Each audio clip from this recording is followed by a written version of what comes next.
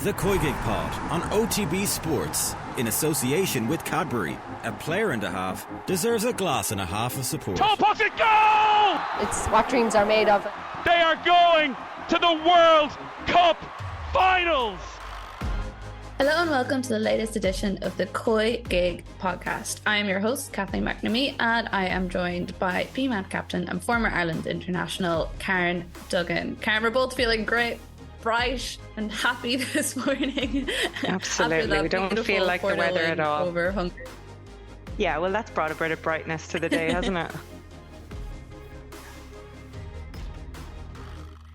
It really has. I mean, it's been a long time since we've had like two very comprehensive wins. I know against opposition that maybe aren't really up to our standard or where we consider ourselves at now, but still really important for the confidence of this team considering everything that has happened over the last couple of months. Yeah, a lot of people were kind of like, oh, when the draw was made, but I think this is the perfect kind of opportunity for us to grow. We've spoken about the need to transition into a more fluid attacking team. Like, we've nailed down the defensive solidity, and we've all of our friendlies in the lead up to the World Cup and against the World Cup were all against really, really highly ranked opposition. But in order to get to the next level, we need to go out trying to win games as opposed to trying to not lose them. Obviously, it served us really, really well, but the team keep talking about development and wanting to get to the next steps, and being more comfortable on the ball and introducing more technical players is going to be part of that. And this Nations League, obviously, it's against much lower ranked opposition. It gives us a chance to make mistakes, and we got two really good wins. And last night we made an awful lot of mistakes, but it wasn't discouraging because they were trying them. And something I found really interesting in the post-match interviews was the use of the word confidence. A few players referenced, oh, this gives us confidence. And someone else, can't remember who it was, they said, oh, we weren't afraid to go out and make mistakes. And I think it's a little bit of a reflection of how they used to approach matches and a shift that's needed, and it's going to take time for them to grow, but it is being introduced. There is confidence on the ball. And they also said that the instructions that they got from the coaching staff were very direct. So I guess there was loads of little snippets that you can read into from those post-match comments. But look, happy camp, 6 out of 6. Lots to improve on, which is a good thing because we have time to do that now, but also a lot of positives. We scored goals, 4 different goal scorers, mixture of kind of coming from set plays and coming from open play. So happy days. Yeah, I do remember the team after one of the games where we let in a goal straight after halftime, and the first words from Vera apparently in the room at halftime was "don't make a mistake," and then the mistake happened. So as you say, very interesting hearing those comments coming from the team last night, because that was in a game that actually did relatively matter as well.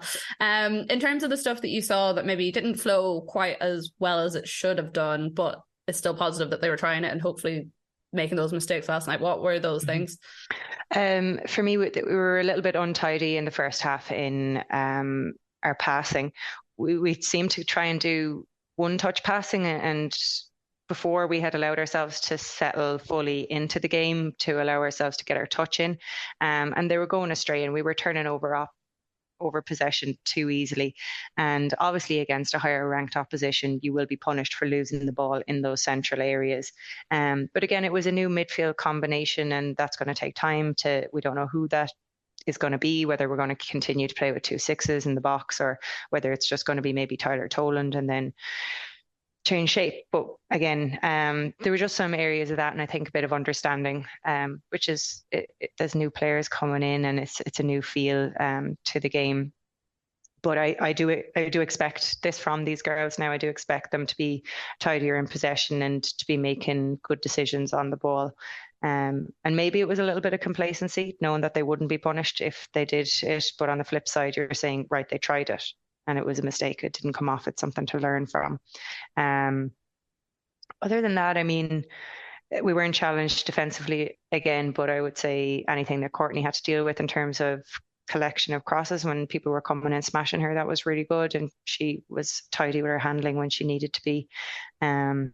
she's grown into a real leader there, which is great, because we are going to start introducing more and more young players and potentially lose some experience from the squad here and there. So it's important that you have players like her stepping up and being vocal. I think Aaron Clark referenced it on Twitter there, just saying how vocal she was. I think we obviously, another area we highlighted in our RTE, between the first goal and the second goal, we didn't create any chance. So that was a good nearly 25 minutes where we should be. And I think that came from sloppiness in possession, and obviously getting the feedback from Hungary that they weren't going to threaten us much. But these are the times that we need to become more clinical, because, it takes time to get really good at, conversion rate's going to have to be really high against stronger ranked opposition. And again, the way you do that is by keeping on practicing those movements and getting balls into the box and getting your combination play going. It is definitely getting better when you have players like Denise OSullivan, Heather Payne coming in from the right and Katie coming in from the left, linking up with Carusa, and being able to create combos rather than Carusa having to hold up the ball for maybe 4 or 5 seconds before anyone else can join in the attack. So combination play isn't quite perfect yet, but we've started it, and it's to do with those distances between players who can really affect the game in the final third. So the only thing I would say there is that we need to improve on is final decision making to allow us to get more shots off, more shots on target, more crosses into the box. Do you think there's like a massive concern, say, about that 25 scoring and then there's having that gap between the next goal? Because it's something we've seen when we have come up against better opposition where we take the lead, and it's not that we sit back, but it's almost like our minds go to, we need to defend right now rather than add to this tally, bring it on a little bit further, give ourselves that cushion and give everyone who's watching it a bit of peace of mind as well.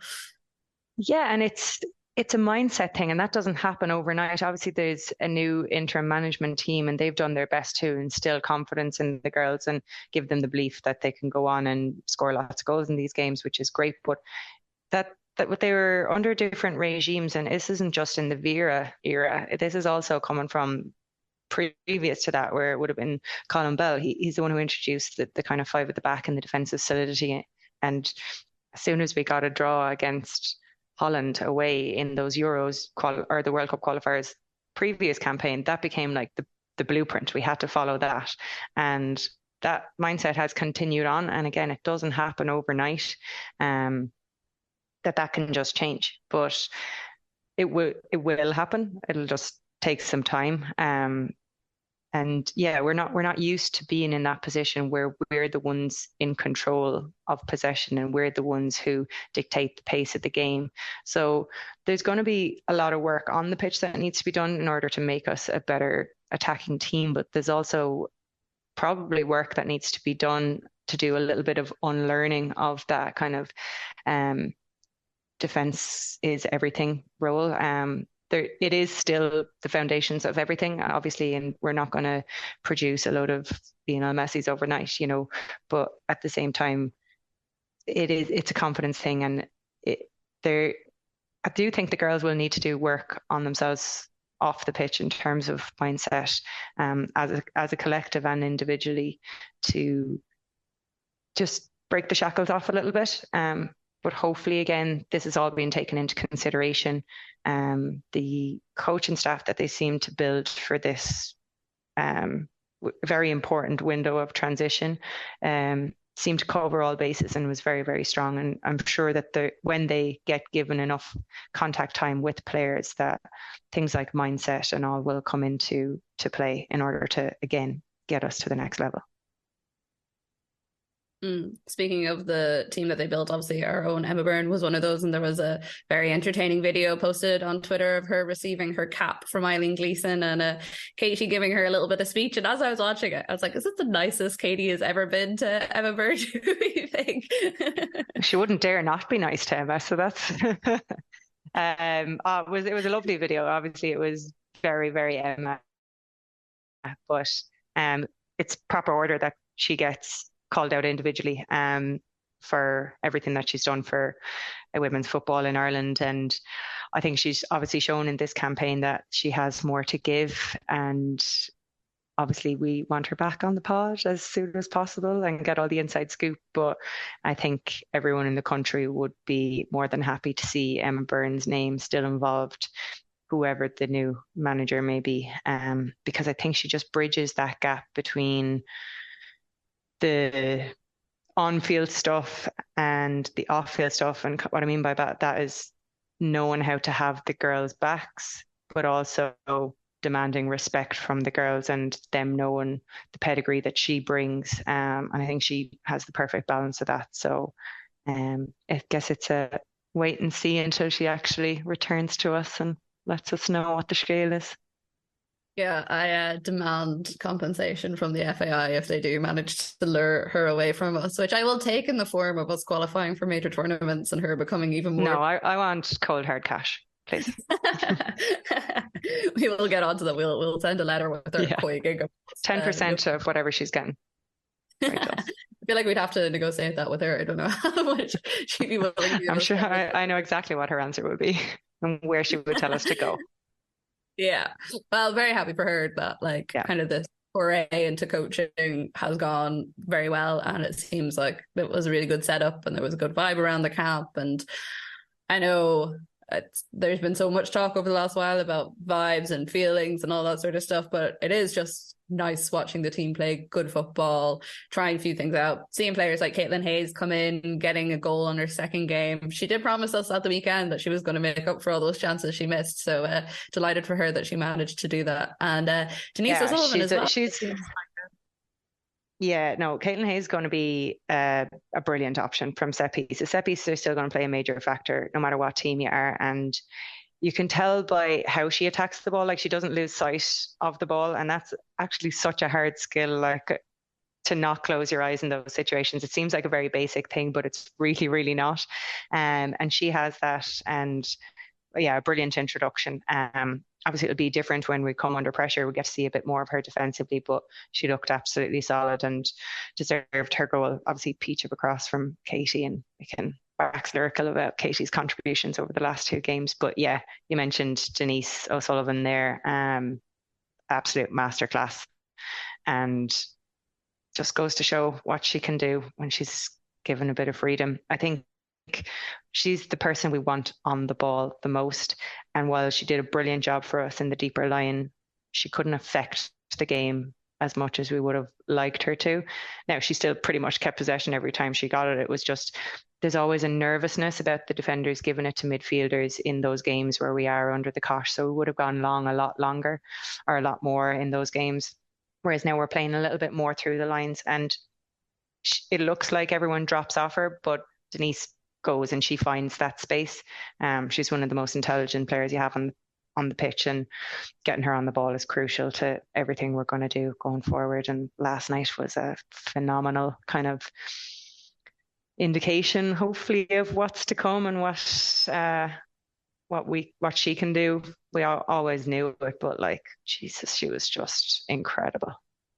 It just felt like letting out, I don't know, a breath I'd been holding in or something, because I know she was playing that different role in the World Cup, but it was just not getting to see her play and do those masterclasses in the way we know she can. And then the last couple of games, having seen her back there, and even after the last game in Australia when she did get to play that little bit higher up, you could see just talking to her how delighted she was and how much she was enjoying her football, and you can see that reflected in her now as well. And I know players will always be like, we'll play whatever role the team needs us to, but it's a bit like Megan Connolly playing in defence. You can see when she's in midfield, it's the natural role that suits them and that they enjoy playing, and you get so much more out of them.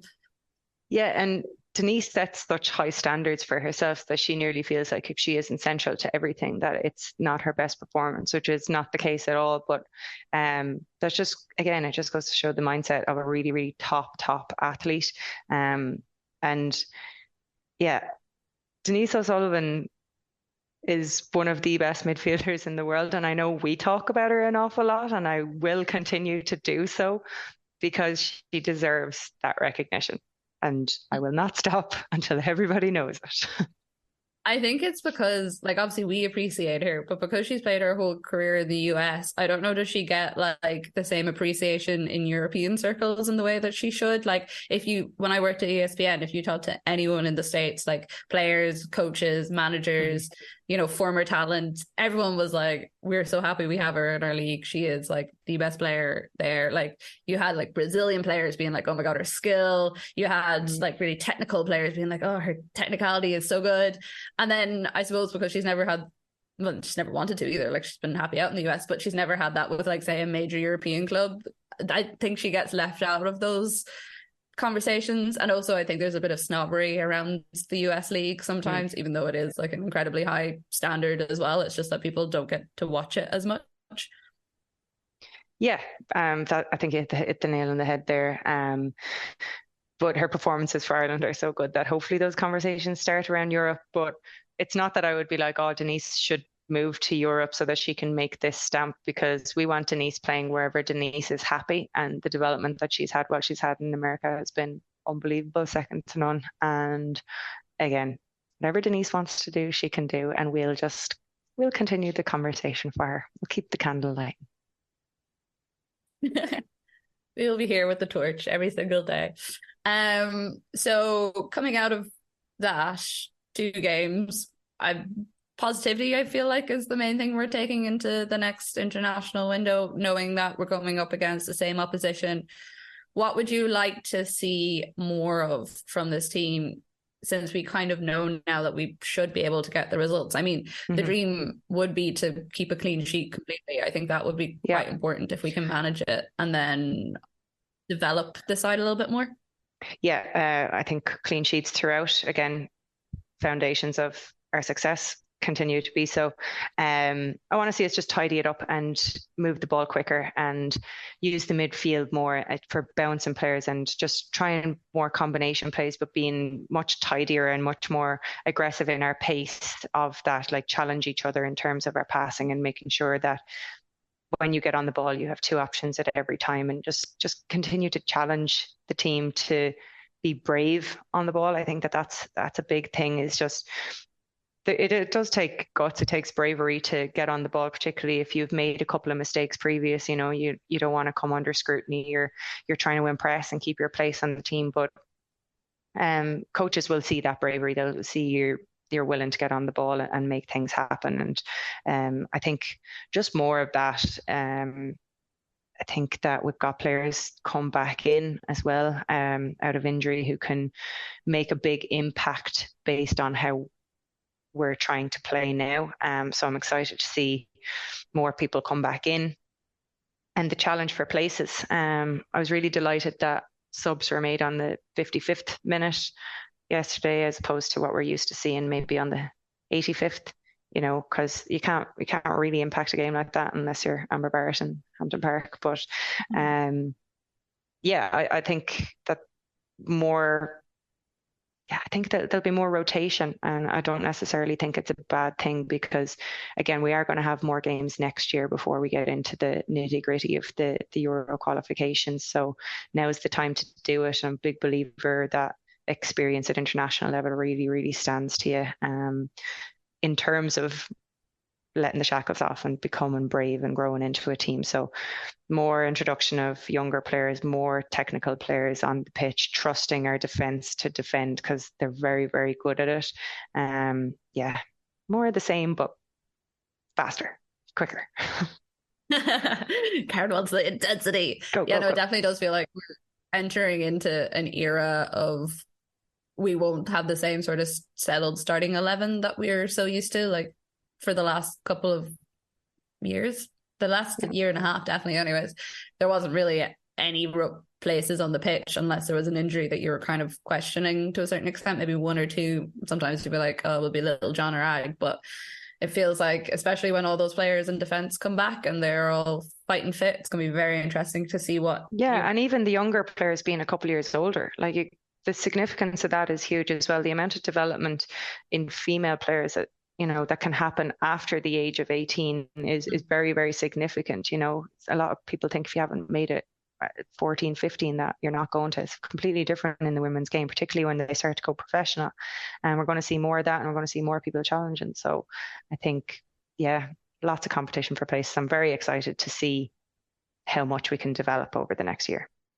I'm interested to see if another manager does come in, and it seems like that, because Eileen Greason again was saying this week that she isn't interested in the role full time. It's interesting to see what manager may or may not come in and try to make their own stamp on the team. You have to account for that to a certain extent. Yeah, and I think the sooner the better is important there as well. If they are going to come in and change to, I know, we can't keep swapping. Like I said, these things take time to bed in, and there's a shift in mindset, and that takes time as well. So ideally that happens sooner rather than later for the girls.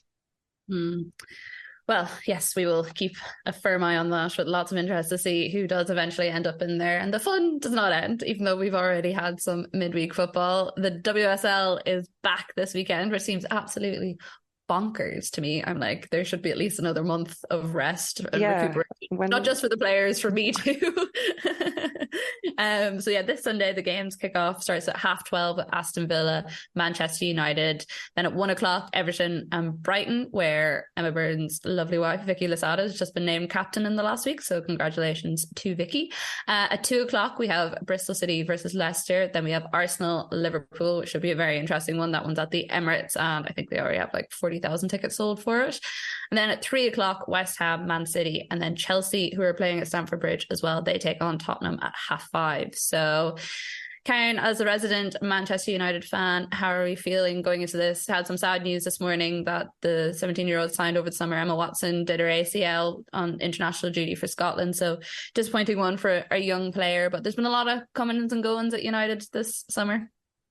There has. Obviously the big name was Russo leaving, but I think everyone kind of knew that was going to be on the radar for quite a long time. But obviously new Brazilian signing, I'm very excited to see her. But also someone who I really like watching is Lucia Garcia, and she scored for Spain again over this international break. She's a very strong player, exciting player. So I'd like to see her get more game time.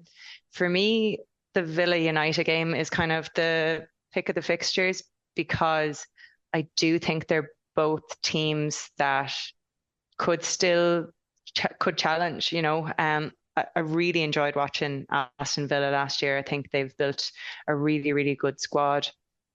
Clever signings, obviously led by Rachel Daly, who was Player of the Year. Just didn't take her long to adapt to the WSL at all. She really hit the ground running. So it'll be interesting to see, is the loss of Bagier and Russo going to be significant? I fear that it might be, but I'm hopeful that the new signings and obviously some of the squads stepping up to the plate can make a massive impact. I'm always intrigued by how Man City will start the season as well, because they're so unpredictable. I hope, again, as a United supporter, that trend continues, because if they had the form they had in the second half of the season, they could have been taking a Champions League space away from Man United. So, there's some tasty fixtures in there. Obviously great that we've got a fixture in the Emirates and a fixture in Stamford Bridge. You can't bet against Chelsea ever, as much as you might like to. If you look at the people they've brought in, even like Kat Macario, I know that one's rumoured for a while, but one of the best young American players there is, flying her trade at Lyon. Mia Fischel, who has been in Liga MX over in Mexico, I've been writing about her for so long, and ESPN, how talented she was from under 16 age. And then when I saw she was linked to Chelsea, I was just like, every time they get everyone. They don't make bad signings, really, do they? But it must be their scouting system as well, because they're scouting players from such a young age, I think, compared to a lot of other teams. Arsenal do it to a certain extent, but it's very European based, whereas it seems like Chelsea have tentacles everywhere, which is kind of funny when you look at how badly they've handled the men's side of things. Yeah, well, that was just a little bit of crazy ownership, and Chelsea women don't seem to have fallen foul to that. I don't think Emma Hayes would let that happen. But yeah, I mean, they're so strong. Spurs, they'll have higher expectations of themselves this year from what they had last year. They will have been disappointed with their showing last year, I would say. But again, hard to see them getting a result against this Chelsea team. I think Bethany England is still out, so who's spearheading their attack, and that's was always a bit of a worry for them anyway, is what's their identity in attack, you know. And then they kind of lost that scrappiness in defence that they'd had in the previous season. So be interesting to see how they come out against Chelsea. Yeah, for anyone who missed it, Beth England had to have like a relatively needed surgery on an issue that had been bugging her for a while. So it seemed like the sort of thing that had to happen between the World Cup and the WSL starting. So she's going to be missing the first couple of rounds of the WSL. What about Liverpool Arsenal? Liverpool without Nifahi for a little while because of injury, which we never like to see. Hopefully Leanne Kiernan can get back on the pitch at some stage. They've just moved back into, well, they moved a Liverpool team back into Melwood. Obviously the women weren't there in the first place after inexplicably selling it and then buying it back, but hopefully the new surroundings will help them. It's a big game at the Emirates, but they're kind of used to taking points off teams in big games. We've seen them do it a couple of times already. Yeah, they could have the shock factor that they had at time. They took points off Chelsea in the opener as well. But no, I think Arsenal are too strong. I think see the goal that Zinsberger let in last night. Yeah, not great. No. The way she looked at her hands afterwards. I know, it's the worst. It is the worst position on the pitch, you know, to make a mistake. It's a stinker. But look, Arsenal, I think getting knocked out of the Champions League will be stinging them, and the fact that they even had to play in that round of the Champions League will have hurt their egos a little bit. And obviously there's players to come back into the squad. They've Russo now. Blackstenius has had an excellent World Cup as well, I thought.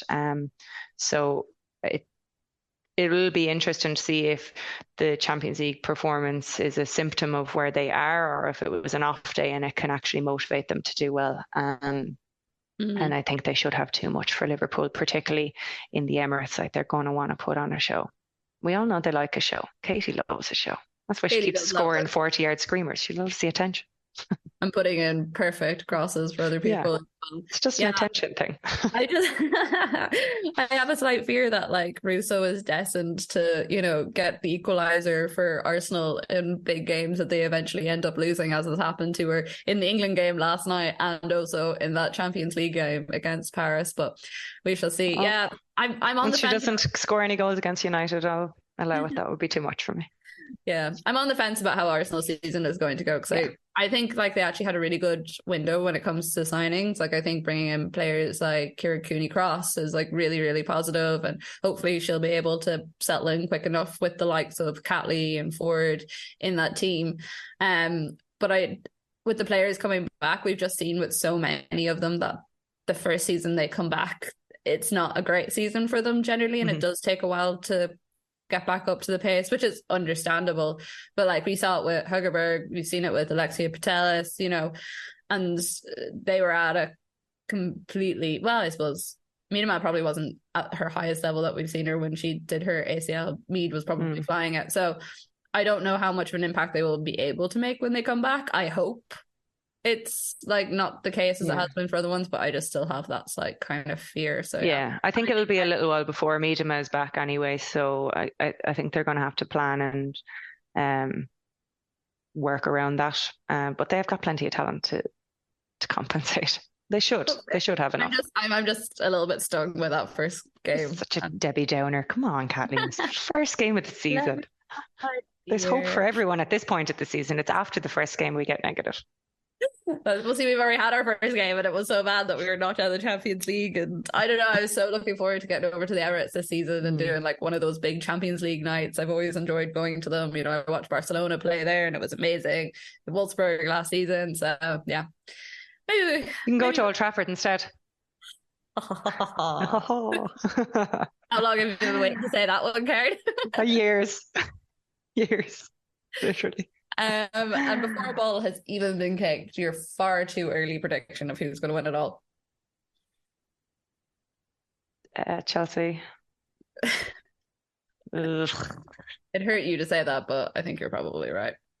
I can't. Although, Unless someone. no, yeah, you're right. Yeah, Chelsea. I don't want to kick myself in the teeth too early with saying United have a chance. I'm excited to watch Man United play. I'm never excited to watch Chelsea play, but I think that they'll win. Well, I think everyone kind of feels like that with Chelsea. Yeah. They're just, it's a bit like watching Man City in the men's side. It's just It's inevitable. Yeah. And it's something kind of boring, even though it's brilliant on the pitch. Yeah. You just can't get excited for it. So we'll see. Relegation, I find a little bit, well, Bristol, I guess. You got it. Yeah. Leicester, though, after how they've done the last while. Brighton have made good enough signings, I think, to have a much better season than they did last year. They shouldn't find themselves in the same battle that they did at times last year. But I think you're right. Leicester could still be there. So that first game of the season between Bristol and Leicester, when you see what the points tally is at the end of the season for those relegations, like you're talking about 9 points nearly being enough sometimes to keep you up. So getting 3 on the board early is huge. This is the thing with only having like 12 teams in the league is that literally from day dot games matter, you know, especially if you're in that relegation battle where it tends to be a lot closer a lot of the time compared to maybe the top sometimes Chelsea, or I was going to say, or anyone else, but generally it's Chelsea will just follow. Well, we will be back with our usual Monday scheduling, looking back on all the WSL action. Unconfirmed reports, Emma Byrne will be returning to our side, but if she does not, that'll be a nice indication of who may or may not be getting the Ireland job at the other side. But hopefully she does return to us, and if not, Karen and I will have a nice little 10% of her salary, so it'll all be fine. If you have any questions for us about the Ireland team or any thoughts heading into the first weekend of the WSL, please get them into us at the COYGIG Pod on Twitter. The COYGIG Pod on Off the Ball is sponsored by Cadbury, official snack partner to the Republic of Ireland women's national team. Karen, thank you very much. As per usual, I hope you get to bask in the glory at least until 12:30 on Sunday, when all hell will break loose once more for the WSL. Thank you very much to everyone. Plan to. The COYGIG Pod on OTB in association with Cadbury, official snack partner of the Republic of Ireland women's national team.